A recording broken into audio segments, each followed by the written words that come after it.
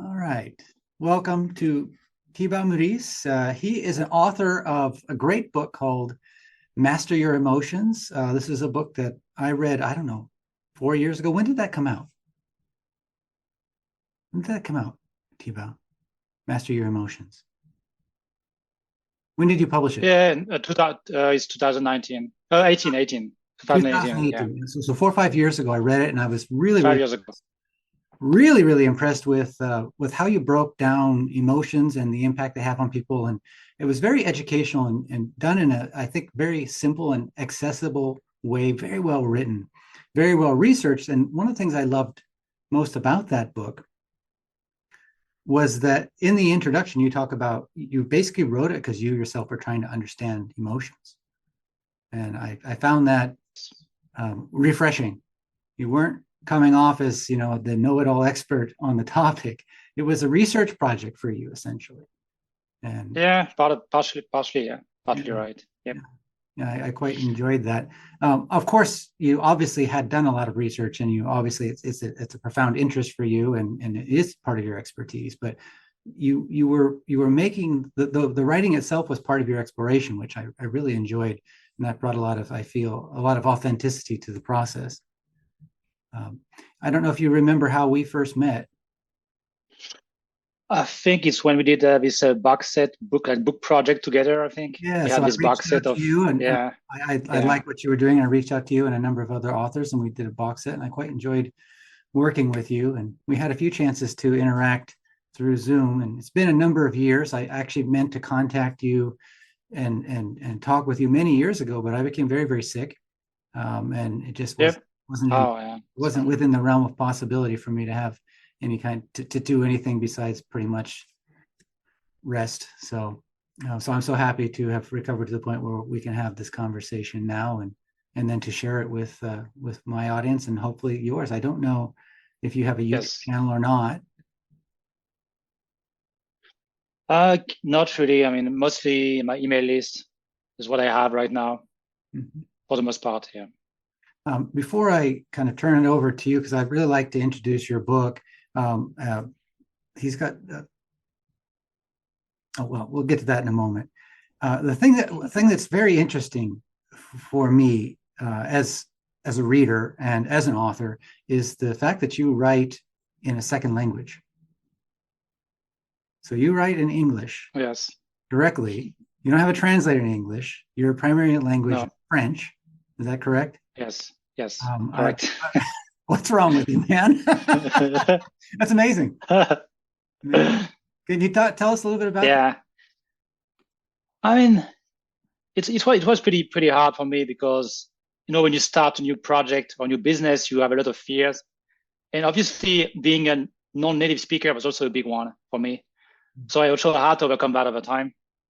And first, I had a blog, so I would be writing in English, many articles about personal development, and I guess over time, becoming better and better, getting some good feedback, becoming a little bit more confident about myself.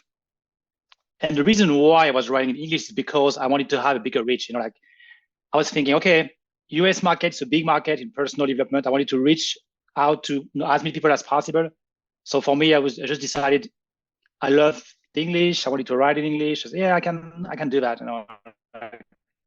Yeah. Kind of naive in a sense. Oh yeah, it's going to be easy. Not easy. It's going to work out. But it was pretty hard at first. Yeah. In fairness, you've been a stellar success. I don't know how many copies Master Your Emotions has sold, but I'm guessing you probably sold millions of copies or thereabouts. I can tell you numbers. It's about 400,000 copies. Mhm. And Not you also have a whole bunch of other books, including, so that all the Amazon Prime, readers will get it for free on Amazon. So yes, yeah, I think books in total it's around 720,000. I think yes, at this point. for writing in a second So language. yeah, it's pretty good. Sometimes a little bit of naivete can go a long ways. Yeah, sometimes it's like if you knew how hard it is, you wouldn't even start. Sometimes. So Right. I guess sometimes it's good to be a little bit naive and Sometimes it's good to yeah, be a little bit foolish, not yeah, really yeah, think too much about these things, right? yes, probably. Which brings us to the title of your book, which is "Do the Impossible." Yeah, it's a new book. Yeah. And it seems like you've done some of that in your life.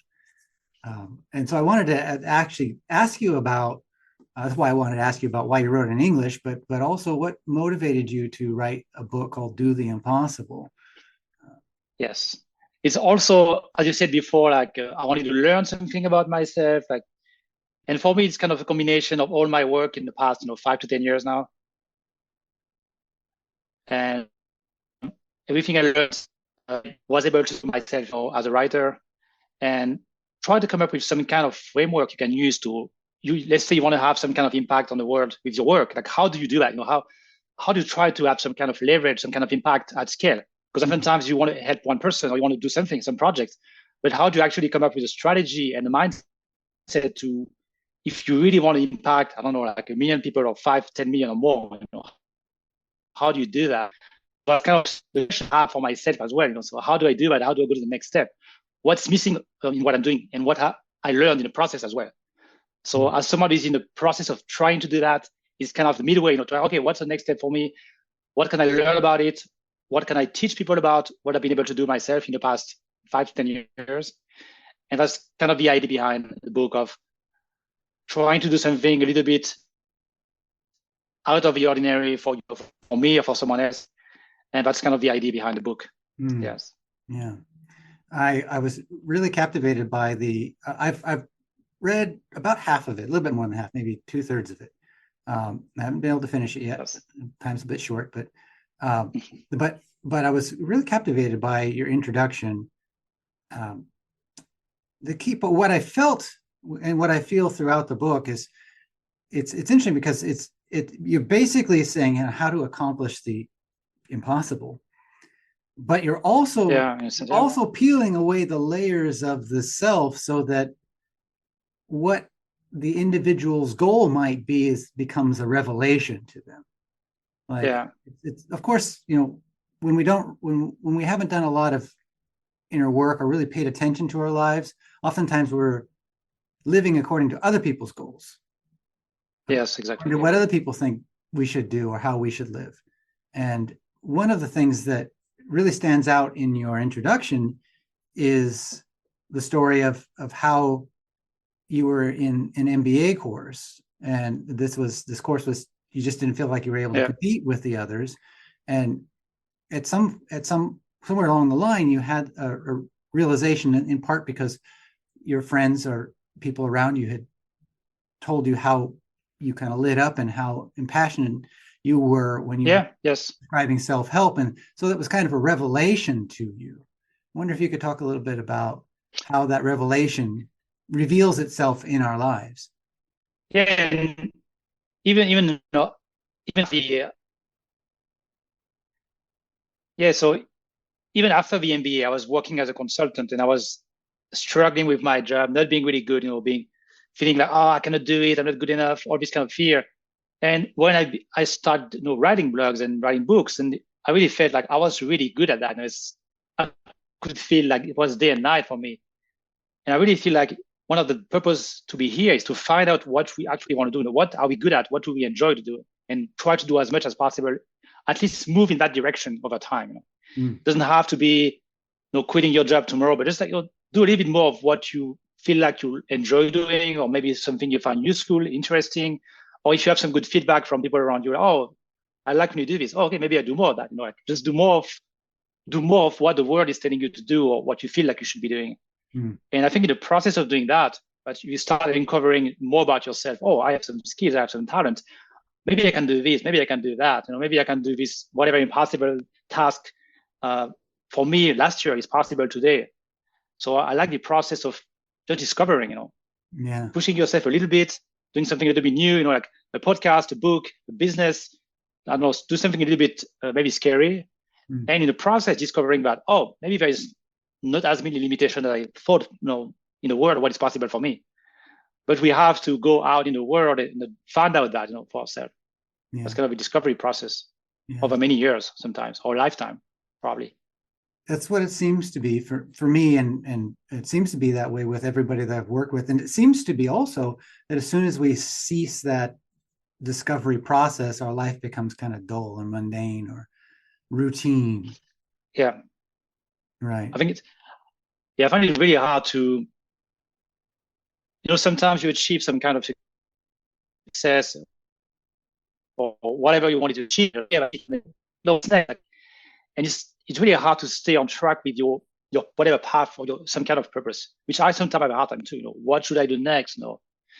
But I think it's really important to, I often talk about fear versus love. In personal development, you want to move toward love and loving people, loving yourself, and giving more instead of trying to get from people around you, get money, get fame, but more like how can I give more? How can I express myself and give more of my time or my talent, my skills, Yes. my love, my compassion, whatever you want to give. And as you give more of that, I feel like you're acting out of love more than out of fear. And I think it's a process of personal development is actually doing that. That's a process for me. It's not about money or success. It's like getting rid of the layers of layers of fears that you have, and find out, well, who am I? What can I do? What I want to do? What's a way for me to express myself in the world? And that's what we are here for, I think. Finding out who we are and what we can give, instead of trying to get as much as possible because of fear of scarcity or jealousy or any kind of fear you might have. Yes. I found it so interesting because even in your book, you give a list of motivating factors, and the first, you have 4 of them. Oh yeah, 4, yeah, yes. First one was ego, and that's basically, you want to prove other people wrong or yes. get attention or for an accomplishment and that sort of thing, and that actually motivates a lot of people. And then you go on to love, and then you go on to, like, what was the desires? One that's there's desire, there's ego, love, fear, and desire. Fear. Thank you. Fear. So fear would be like when you try to move away from something, which is fine. Moving away from a job you don't like, and when you start something new, oftentimes people want to just move away from a bad job, move away from a relationship, move away from some fear. Sure. And also ego, I want to prove people wrong, good, right, I can do stuff. I think it's also good to some extent. But I think the process over time, yeah. And I still today, I'm sure, I'm not going to say I have pure love and whatever, no, nonsense. Ego is also still helping me, but you want to try, I guess, to move toward other stuff, more like toward love and more toward love and less toward ego, out of ego. It's a maturation. It's a process, right? Yeah, exactly. Yeah, I think it's once at first you're motivated by ego and money and stuff, and maybe maybe it's interesting. Maybe I want to be giving more of who I am. I want to express myself. I want to do some meaningful work. Yes. And that's when you find out more about, more acting out of love, I think more. That's kind of the framework I like to use, or the way to think about stuff in general. Yes. When I read that, it's interesting because one of the things is I teach spiritual awakening meditation, and really from my perspective, is coming from a samurai arts background, the essential point is we're moving towards center. And the center of our life ultimately is love. Yeah. It's what sustains you. Oh, truly. And of course, fear is an aspect of that. It's like you're walking through the jungle. Like I went to the Amazon and walked through the jungle, and we find jaguar tracks there, and they were there just like 5 minutes before we arrived. So that the jaguar is just somewhere in the bushes there. Mm. It's super important to be aware of the things that can eat you. It's super important to be aware of the things that that could end you in an instant. But it's also important to keep at the center of your core love, the purpose of your life, your trajectory, and all of that sort of thing. Yes, you're aware of the fear, but at the same time, you're also aware of that center that that's motivating your life. The love you act for your family, you act for society, you act for to be able to look yourself in the mirror and feel respect, right? Yeah. That is important for love and trust and relationship. But I love that you didn't look down on the ego aspect. You didn't denigrate it, and you didn't move it off the list. A lot of people do. Because I know I do act out of ego. I'm not going to say I'm not. I would be lying to myself. I think we have to be honest with ourselves first. But I want to move more toward love, as much as I can, obviously. Yes. But I think it's important to realize, okay, yeah, it's fine. It's part of life. Ego is part of life. It's okay. Be aware of it. Notice, it's like being aware. The more aware you are, the more you can probably let go of ego over time. But if you pretend or if you believe you have no ego, I think not a good start. It's You know, a kind of delusion, and it'll actually make exactly, it's delusion. Yeah, exactly. it'll make you less aware. So one of the things that I repeat to my students a lot is we're moving toward love, we're moving toward awareness, we're moving toward center, but let's not assume that we're done with ego. Right? Yeah, as soon as you think you're done with it, that it's never going, well, you're finished. Of course it's going to creep on you. It's there, right? And it's important to acknowledge when it comes up, and also that it's not necessarily all detrimental. No. Right. And so I love that you included that in the book. It felt very honest and refreshing to see that. And I think it's somewhat uncommon. We like to think also, of it. Yeah. And also ego it's not just about no spirituality. I think it's in general, like if you can be open to learning and to, I don't know everything yet, I want to learn, I'm curious about life, then you can learn, you can improve the way you think, you can improve the way you understand the world at a deeper level, maybe. As a result, in the book, if you understand the world better, you can actually have more impactful action or better strategy for what you want to do. Yes. But if you believe you understand everything about the world yet, and it's okay, and you don't have to know everything, then you're going to have waste your time trying to do that, not really. Yeah. So I think it's really important to spend a lot of time. Am I right? Is that true? Am I actually, that good? You really want to be questioning yourself and be open to learning as much as you can, and asking for help, is a big one as well. Asking for help, feedback. Yes. All kind of, feedback is important. Yes. I think that used to be, for me personally, asking for help was my biggest challenge. For a long time, I couldn't ask me for too, help. I find that to be true, actually, of people often are. That's usually where they start out. They just do everything on their own. But there is a point where you'll reach a barrier and you need to ask for help, and then you learn. Yeah. You learn that capacity, or you fail, quote unquote. Yeah. or you're derailed, at least temporarily. And I think I'm thinking ego is because a part of ego is not asking for help. It's like you want to do it everything by yourself because you want to be self-made, which is kind of an illusion in the end. Whatever you're doing, people are. We're cutting out here. House, and your signal kind of cutting out. So I think my connection is. While we're waiting for Thibaut's connection to improve, I'd like to share with you a little bit about the Warrior's Meditation. The Warrior's Meditation is a cutting-edge meditation that will allow you to walk, talk, and do all of your activities in a clear, meditated state. This meditation is in alignment with the revelation of your purpose. It will help you to get in touch with the subconscious mind, to direct your life in ways of self-improvement and refinement. We offer 30 days of free meditation training on my website, as well as more advanced classes for when you're ready to go deeper into the nature of your being, the direction of your life, harmony, love, and all that good stuff. Hope to see you there. Visit richardlhaight.com and start your meditation today. Yeah, sorry, my connection is bad. Okay, let's see if it works. Can you hear now? Can you hear me? Yes. Okay, let's see. Sorry about that. What I was saying. Ego is part of ego is also like wanting to be self-made. I'm a self-made, whatever, millionaire or like entrepreneur. But like in reality, like it's not really how it works. Like we are so dependent of so many people around us, like family, friends, co-workers, the guys working at the supermarket. No, so many ways we are dependent on others to just to be alive and to be able to feed ourselves and live. So once you understand that, asking for help is just what you're doing anyway all the time. Just don't realize it.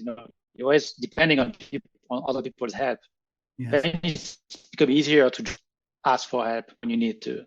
Yes. So I don't know if you can hear me. Alignment with reality, right?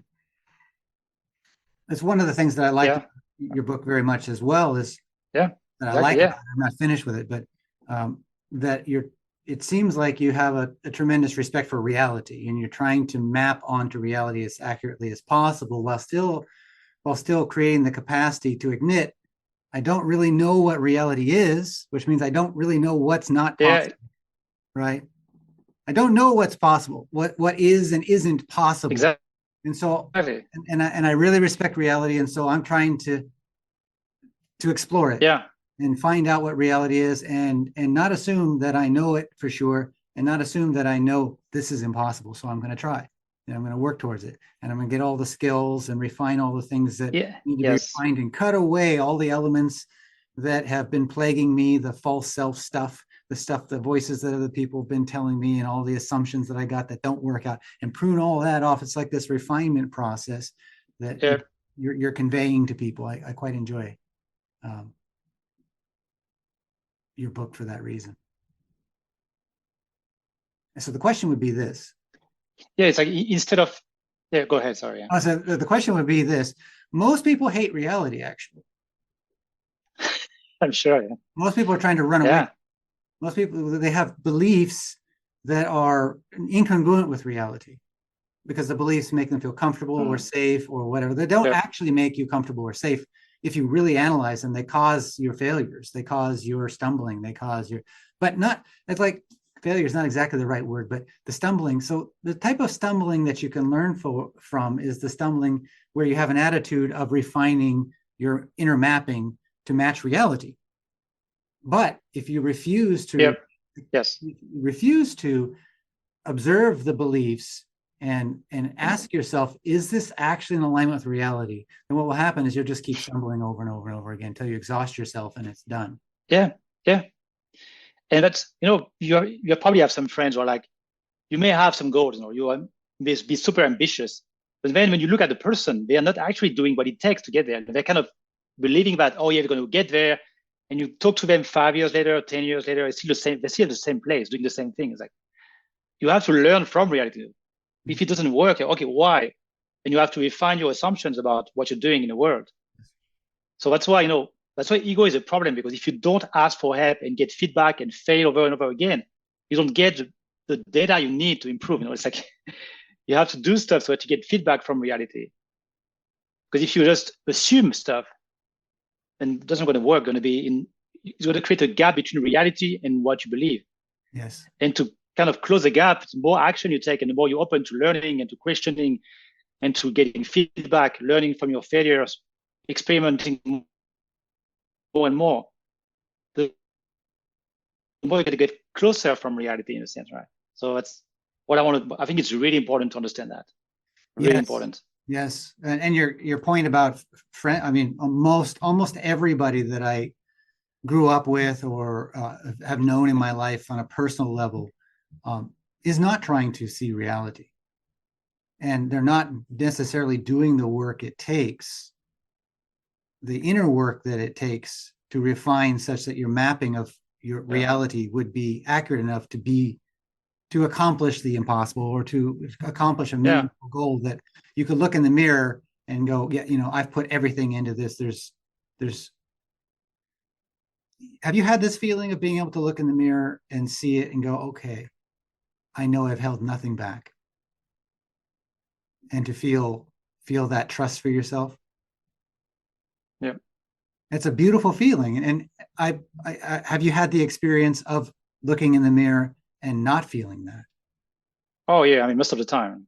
Right. And even to these days, like some days, sometimes you feel good about yourself. Well, I think I'm making progress. I'm feeling good about what I'm doing in my work, my life. And sometimes it's I'm not really, I know I can do better than that. It's kind of the feeling, like it's tricky because you can do more, which is always true. But at the same time, you also have to find a balance, because you can always do more. You can always work more. You can always have a bigger impact, but you need to find a balance because you also have to live. And if you want to have a balanced life at the same time, it's kind of, there is no answer. I think you have to decide for yourself what you want to do in your life. Yeah, honesty. Yeah. Like maybe you want to sacrifice everything for a mission, and that's what you want to do. And okay, maybe you want to have a family, and whatever you want. And you have to find a balance, which is very hard. It will take but yeah, I had this feeling many times of feeling like, oh, I can do better. Yes. It just takes a lot of integrity and honesty, and it's difficult. And like when I don't know, it was 4 or 5 years ago, I became very, very sick, and I went through a period, and I'm still in that to some degree, getting better. But if your health is failing, there will be limits to what you can do. So then your whole focus is to become healthy again, or to not get worse again. And that might become your impossible mission. So there's that. There are times in our lives when, you maybe can't do much better, right? There are times when you're crawling through the desert. But Yeah. the question I would have is, are you making excuses? Like I noticed in my case, thoughts that would occur because there were certain things I like for a while there, I could hardly walk. Right. Yeah. And so my wife would have to do things for me a lot. And of course, there's this part of the human being, and you discuss this in the book to some degree, is how the brain is trying to conserve energy. Right. So it Yeah. will oftentimes come to assumptions and skip over processes in order to conserve energy to be comfortable. You would like to think it's right rather than to think it's wrong, and all of that sort of thing. Right. Yeah. Yeah. And so one of the temptations, is, and I found this when I was sick, is uh, she would do something for me, even if I could actually have done it for myself. Maybe the mind will allow her to do something for me that I could have done for myself. Right. And that's where you're not doing your best. Yeah. Right. It's subtle and you have to pay attention. So I just did my best at such times to notice, oh, can I actually do this for myself or not? Am I fooling myself here? Is this am I allowing the sickness to be an excuse to get away with or to be comfortable in a way that's not actually healthy? And so, like, no matter how rough a situation you're in, the same principles apply of trying to accurately map reality, to be very honest and have integrity, and to cut away the voices that are not helpful. And those voices are there. Yes, and it's only when you are aware, you become more aware of your thoughts and your belief that you can observe that, because if you don't observe, if you're not in a position to observe what you're believing, what you're thinking, it's going to be impossible to notice when you're trying to. Yes. So that's a process of observing yourself and thinking about, what do I believe? What do I want to believe? What is true? And kind of working on that. Yeah. Yes. Your whole book really is about awareness, which one of the reasons I am enjoying it so much. But awareness is like a muscle that builds, and getting away with stuff, having things done for us, as you talked about, or you alluded to in your book, at some point in your writing process, maybe the motivation had slipped because you had some money, you had some success, you had a reputation, and you're no longer carrying the passion that you had before, and coming at the process in that raw, honest, impassioned way that maybe you had before. I mean, you didn't go that deeply into it, at least to the point I've read, but I'm wondering if you could talk about that a little bit. Oh yeah, it's pretty hard because I know for me, I had like 5-10 years ago, I had certain vision for business, and five years later, I actually accomplished everything I wanted to kind of accomplish in my business and in some areas of my life. So then you start thinking, okay, what's next? That's it. I've done everything, but it's a never-ending process. So then I have to think, what do I want to do? Why am I doing this? So yeah, when I started, maybe I was more motivated by maybe ego and fear, moving away from my job for some situation I didn't like. And then now it's more like, okay, I've done those things. I have some success. I accomplished most of my goals I had 5 years ago. And what's the next step? How do I transition toward a different source of motivation? So I think it's more now, okay, how can I express myself more, give more love, be more loving toward myself, toward others, think bigger, maybe have a bigger picture in mind. Be thinking about my vision, what do I want to do, make maybe bigger vision. So it's kind of what I had to, and I'm still working on that to this day. Yeah. I don't know if there's ever an end. And it's pretty hard. I think it's a good transition. Yeah. I think. I don't know if there's ever an end to if it's ending. No, I don't. I think it's an evolution, and you can even change. Maybe you can have a different vision, or you can do some kind of shift in your thinking, and you want to do something different. I think it's fine, but it's always a process that is evolving over time. Yeah, the basic process of refinement and being aware of when your motivations are going astray. Yeah, seems to be an ongoing process. Yeah, I think so. Yeah. Was there anything in particular? Was there a moment where you had this realization? Oh, not, I'm not in the right. I'm not in the zone.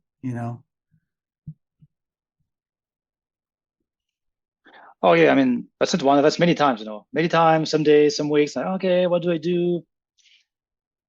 Yeah, it's an ongoing process. I think it's. I wouldn't say there was a specific time, but more like yeah, gradually over time. Mm. But yeah, I think it's a common problem people have. When you have some goals and you achieve them, and you feel, hey, what's next? It's the most common goal, and I don't know about Europe or France, but in America, there's this very strange dream of, retiring early and Oh yeah, yes, going going to some tropical island and drinking on the beach or something like that, which to me yeah, is like that would be hell. yeah, I and mean, yeah, for a and couple of to days maybe, but that's not. There's no heart in that. and to be fair, I had this, I learned about finance and personal finance, like fire movement, early retirement, all this stuff, about this stuff. And I was kind of doing that as well. But as you said, even if you have the money or whatever even if you can't do it, it's not really appealing, I think, to most human beings. Yeah. Because you want to be doing something, challenging yourself Mm. and doing something new and growing. It doesn't have to be something that makes you money. Maybe you don't have money, you don't need it anymore. But you can still do some project that will challenge you and move you forward with some kind of vision you have. Mm. But yeah, I think I agree. I think it's the idea of I think it's really, really bad, but not really healthy. And I think it's not how we think about, our life in general, that we can do until we die. Yeah. I think. When I was living in Japan, I noticed a very strange phenomenon. I would talk to people at the school I was working at. I taught middle school in Japan, and the team teachers I was working with, or the principal, vice principal, or whoever, and I just talked to them about their life. And a high percentage of them were already millionaires, like they came from really wealthy families, Okay. and they're Yeah. working like as a teacher, like as an English teacher or a science teacher or whatever in in middle school. It's like the toughest job in teaching you can have is middle school teacher. And I'm like, okay, so your family owns Yes. like half of the parking lots in this city. You got multi-million dollars, in the bank. Your father owns Kubota, the tractor Uh, company. uh, You know, oh that wow. was my team teacher. He's just like this ordinary Oh guy. yeah. Unless I'd asked him, I would Yeah. have never known he drove an ordinary car. He wasn't driving anything expensive. He didn't wear extraordinary clothes. And I asked him why. He says, because as soon as I live that way, life has no meaning. Like I'm just here. I just want to contribute to Yeah. society, and I love teaching. And I think junior high school kids could use it, a sincere teacher. And so I'm just doing it every day, and the rest of it doesn't mean anything. And I don't ever Yeah. intend to retire until the school tells me to. You know, and I heard Yeah. the same kind of thing from so many people. I was like, yeah, that makes sense to me, right? You're doing it out of passion, no matter how difficult it is, right? And it's difficult. Middle school is a very difficult time to teach children. But I look at nature, I see the deer or the rabbits or the hares and all these other animals. They never retire. Yeah. There's no such thing in nature as retirement. You got to get up off your Eh, bed every day and go yes. out and get your food, or you don't eat.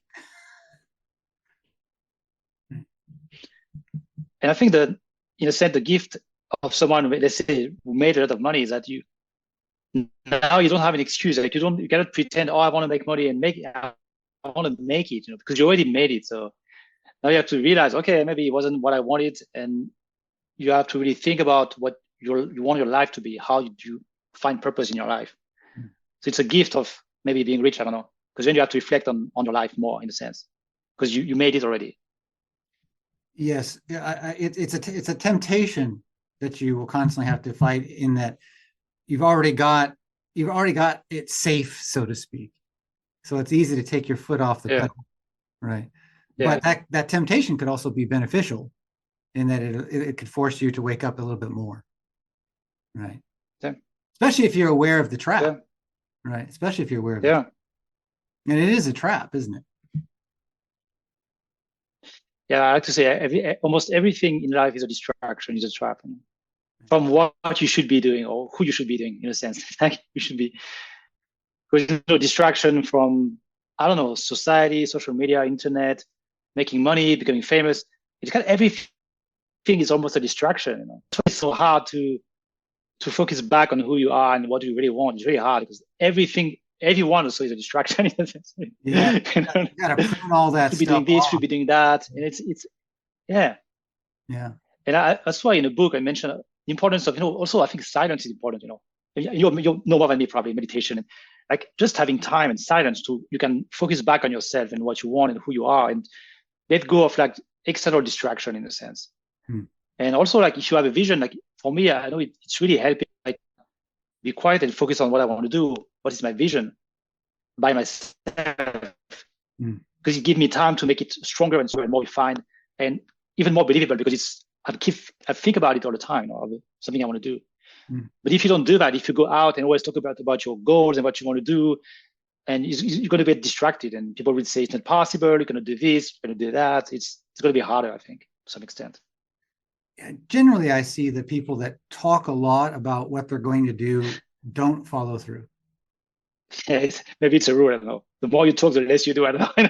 Yeah, But it it could seems be like just burning up their energy. because they actually there were, I think, scientific studies about like if you talk about your goals too much, it's like it gives you some dopamine hit, so you think like you're Yes, making progress already, yes, but you're not. yes. So then you're like, oh, it's okay, I can take it easy Yeah, a false feeling of now. success, right? A false feeling of accomplishment, Yeah, and exactly. Yeah, it's essentially yes. stealing. It's dopamine theft. Yeah, you're not supposed to get that. It's like getting it from social media, but you just kind of Yes, you don't deserve it. Dopamine. yes. And I believe Yeah, it messes the neurology up. It messes up your brain and your chemistry. So yeah, probably over time. Yeah. dopamine theft is it's an easy way to get a high, easy way to get some immediate feel goods, but in the long run, you throw off your inner compass. I I never heard about the term dopamine theft. I think it's pretty interesting. Maybe I coined Like, it. yeah, you're going. It's like trying to getting something that you don't deserve. No, it's like cheap. You could also say cheap dopamine. It's like cheap dopamine. You're Yes, yes, working for yes, it. Like in the sense. yes, yes, Yeah, yes, yes. You become a dopamine addict, right? Pretty sure somebody else yeah. must have said that. Sure. Yeah, yeah. But Interesting. one of the things I so much enjoyed about your book is basically it seems to me, and I'm going to bring this sort of into a realm that the audience of meditators might enjoy, audience of people that are spiritually awakening might enjoy. Um, so I can kind of map out a lot of what you've said in your book to my own life experience. I was very fortunate to go to Okay. Japan and surround myself with some people that were just um, that were very honestly constantly seeking refinement, constantly seeking their aim and a revelation of their deeper awareness. And of course, if you can find people like that, put yourself around people like that, or read their books, or expose yourself to their YouTube channels, or but whatever way you can get that influence into your life, it's extremely helpful. And oppositely, those people that are doing the opposite of that, if you can get yourself space from them as much as possible, it's very, very helpful. Yeah. And I can see that when I was young, I was surrounded by people that it was dopamine theft was the main way of getting the high, talking about what you're going to do as if you've already accomplished it, but not actually following through, a lack of honesty, a lack of integrity, gossip and all kinds of other things that just wasting time. But it actually morphed my brain in that direction. And I Yeah. became more and more like that. And I lost all respect for myself. I became suicidal. And there was a point when I was about 17 where there was this very sudden shift. And that sudden shift happened. When that shift happened, there was just this massive changes in awareness. Like, okay, these people don't care about me, actually. They probably don't care about each other. They only care about the cheap dopamine hit they're getting. Right. I didn't think of it that way, but they just care about the immediate gratification, whatever it is they're doing. And in that case, we were, taking drugs and, getting drunk and all of that stuff and kind of spinning our wheels. So like get those people out of your life, and then find some people in your life that, they've got a direction. They're following through every day. They're working for something that's good for themselves and good for society, good for their families, right? It's healthy for the totality. Get yourself educated. Yeah. Find a direction that you want and just go 100% with whatever it is that you find you have passion for. And that simple equation completely changed my life. And I think it's remind me of what I say in the book about your environment, right? I mean, you cannot fight against your environment. I mean, it's really hard. It's way easier to move, go to a different environment when you have people around you already embodying what you want, who you want to be or what you want to do. It's so much more powerful. It's so important. And it's kind of sad because at the same time, you might want to, save people who are struggling, but it's, at least if you want to save yourself first, it's like easier to go in a better environment and just leave whatever environment you are. Just leave first and then figure it out later. Yes, that's exactly what I did. In fact, and everybody that I know that actually got out of that situation, they did the same thing. They just said, okay, I'm done with this. I'm getting out of here. I'm doing my own thing. And that works. But if you're trying to save the people around you, they're going to pull you down. And that's just how it is. It's hard because, if you want to help people, you're like, but I should be helping these guys. But at the same time, if I'm not myself developing myself, how helpful I'm really to the world, right? If you're not, if you don't have any skills, if you don't have discipline, you don't have some vision, it's really hard to be. I mean, you can be useful, but it's going to be limited, I think, compared to what you could be doing in a better environment. You won't have the clarity of spirit, clarity of mind, the strength of will. You won't have the integrity. There'll be too much. You're just too weak. Too weak. Yeah. And the people around you would just pull you down. Yeah, and if you think about in terms of if you want to be a tree, like a strong tree, if you want to have an impact, you have to be the one who's actually inspiring people, not the other way around. You have to be the one who's moving people. Yes. You have to be some kind of leader in a way. Yes. Not be the one who's always changing direction, changing goals, and being, it's okay, I'm not going to do this today. You have to be someone who actually people can rely on, can trust, and can look up to you and say, this guy is amazing, I want to do the same. It's so interesting. I believe that's exactly how it works. When you start moving towards the goals and you really start to tackle them and make progress, at some point, people notice and it's inspiring. Now, the people of your old neighborhood may never notice. They may never notice. Your family may never notice, that kind of thing. But you just keep walking your path. Just keep moving forward. Keep refining, and then the people that are interested will take notice, and it will inspire them, and they may learn something from it. And as you talked about, your book is really to help other people, find their purpose, aim, goal, inspiration, and do the impossible. And they will inspire other people. What's wrong with that? Yeah, exactly. That's kind of the idea. Even if it's one person, even if one person find a book useful and do something incredible, that's already nice, Yes. And I don't know who it's going to be, but it's, That's I don't know. How many books have you written now? I think it's 20, 25. Yeah, some are. To be fair, some are shorter than others. That's fine. 20. Well, if a person has never written a book before, and presumably I've not read, this is the second book of yours that I've read, so I haven't read all of them. I can't have any commentary on the quality, but based off the two I have read, I suspect the quality is there. Yeah. But for people who've never written a book, it's not an easy endeavor. It takes everything you have. If it's a book worth writing, it takes everything you have. And you're going to learn so much. I imagine, at least in my case, I learned so much from each book that I've written 6, and I got many more in the forge. but each of them have been an incredible education and a personal growth project, essentially. Did you find that to be the case with your writing? Yeah, I agree. I mean, exactly the same. Yes. And that's why, like for me, it's more like a process. When I'm writing a book, it's not like I want that book to be successful, yes, but it's more like I want to keep doing that forever. I want to keep growing and improving and learning about myself. And the book is kind of a way for me to, like, I don't know, synthesize the information I'm learning and like, gain some clarity about myself, about the world, about something I'm studying right now, and find a way to communicate. Because when you want to communicate something, you have to have more clarity about what it means. It is how can you explain it in a good way that makes sense. How can you find good examples for that specific concept you have? So that's a lot of work and personal growth in the process. So even if a book does not sell for me, it's never like I'm never feeling like it's a failure. It's like, okay, learn something nice. Maybe it will sell in 5 years. Maybe it's never going to sell.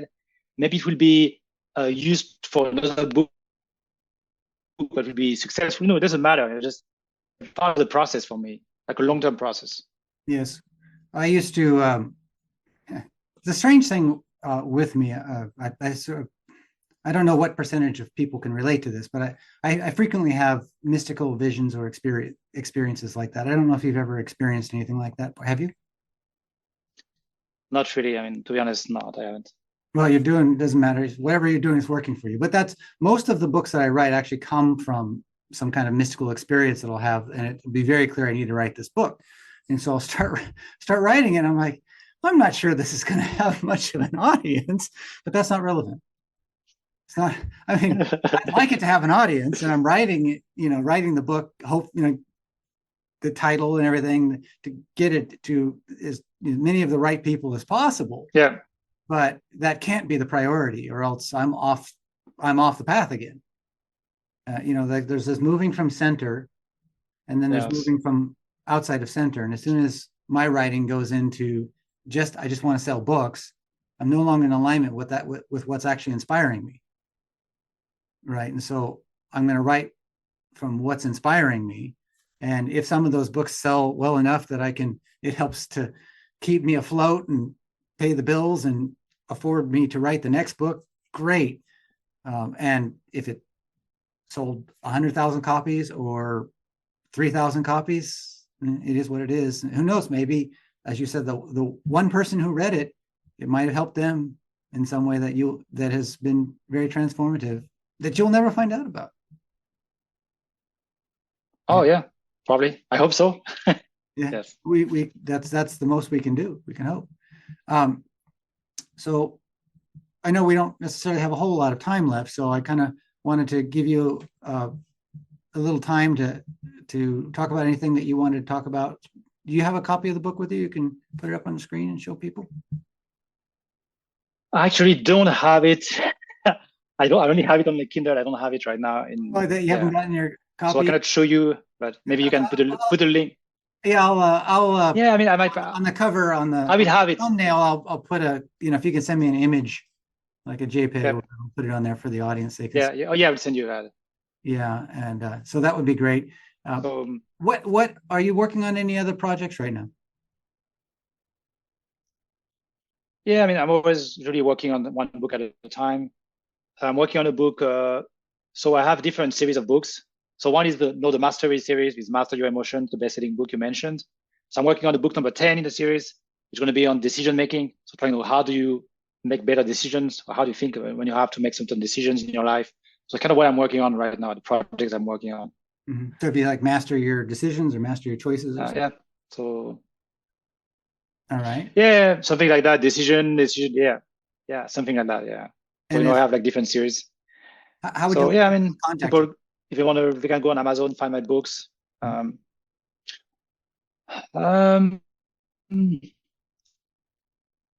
mean, they can contact me.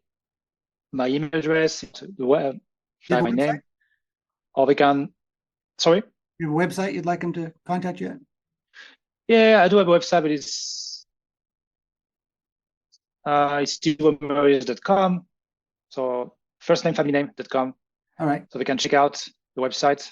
Right. Yeah, We'll and we'll put Amazon. a Yeah. link in the description so And people can find your website. yes, All right. Anything else before you sign yeah, off? sounds good. Yeah, it's pretty good. Yeah. So thanks for having me. I think we had a lot of fun, and we should do that again soon. Absolutely. Well, you might let me know. Once in a while, yeah. Yeah, every now and again. Yeah. I thoroughly enjoy speaking to you each time. And we'll definitely get together and do this again. Thank you, Thibaut. Sure. Thanks for having me. Yeah. Bye.